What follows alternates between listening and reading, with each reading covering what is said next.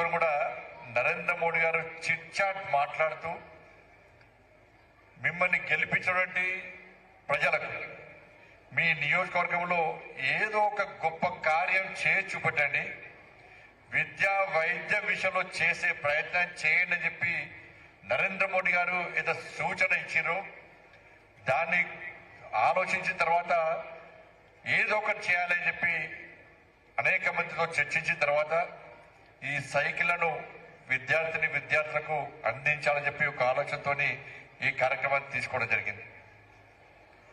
మరి వాస్తవానికి నేను ప్రజా సంగ్రామ యాత్ర చేస్తున్నప్పుడు నిర్మల్ జిల్లాలో చాలా ప్రాంతాలు, అనేక ప్రాంతాల్లో పాదయాత్ర చేసినప్పుడు చాలా మంది చెప్పులు లేకుండా వచ్చి సెల్ఫీ దిగేటోళ్ళు, చిన్నపిల్లలు వచ్చి దిగేటోళ్ళు, కాళ్ళు కాలుతుంటే కూడా అన్న సెల్ఫీ అంటోళ్ళు.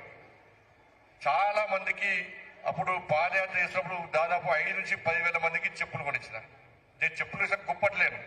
సమాజంలో ఈ విధమైన పరిస్థితి ఉన్నది, పేదరికం ఇంకా ఉంది, చెప్పులు లేకుండా బట్టలు లేకుండా ఉండే పరిస్థితి ఉన్నది.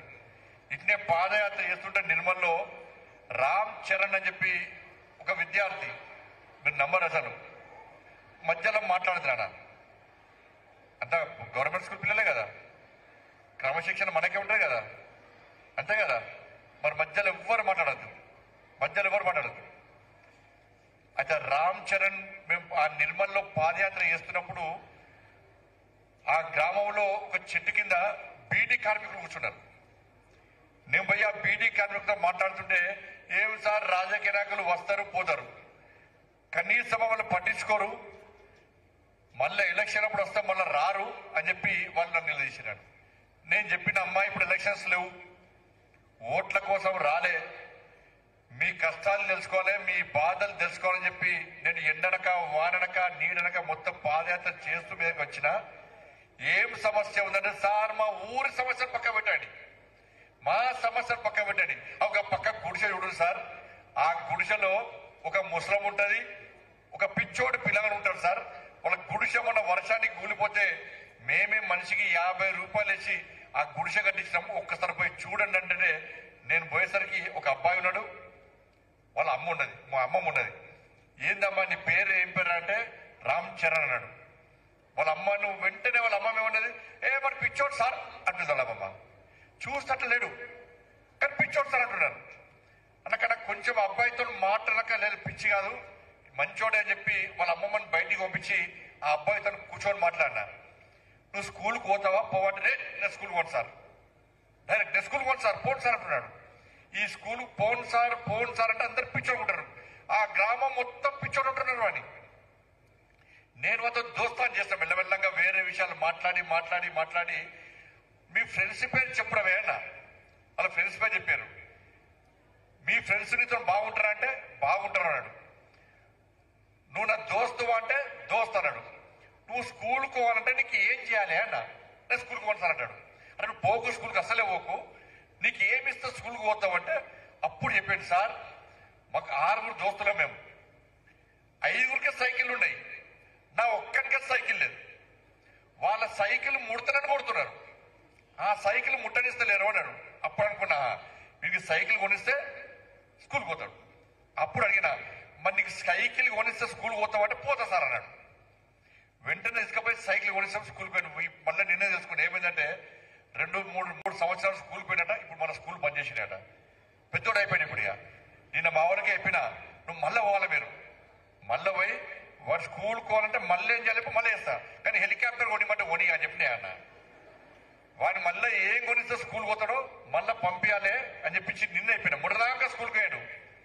అంటే సైకిల్ ఇచ్చేంత మాత్రం స్కూల్ కాదు, మనం ఏదో ఉడతా పొత్తే మనం చేస్తుంది తప్ప అనేక కష్టాలు ఉంటాయి. ఫీజు కట్టాలి, బుక్స్ కొనియాలి, బట్టలు కొనియాలి. మీరు నంబర్, నిన్న నేను సైకిల్స్ ఇస్తున్నా, ఏడా హుజాబాద్లో సైకిల్స్ ఉంటుంటే స్టూడెంట్స్ వాళ్ళకి బట్టలు లేవు. కాబట్టి ఆ విద్యార్థి సైకిల్ చూసిన తర్వాత నేను ఎట్టి మనం సైకిల్స్ కొనియాలనుకున్నా. ఈ లోపలనే గౌరవ కరీంనగర్ కలెక్టర్ గారు బేటీ బచావో బేటీ పడావో కార్యక్రమంలో టాపర్స్ అమ్మాయిలందరికీ 10th క్లాస్లో మెరిట్ మార్క్స్ ఉన్నటువంటి 100 మంది అమ్మాయిలకు సైకిల్స్ ఇచ్చాక మంచి ఫీడ్బ్యాక్ వచ్చేది. అరే అమ్మాయిలందరికీ ఇవ్వాలని చెప్పి, ఎందుకంటే అమ్మాయిలు ముఖ్యం కదా.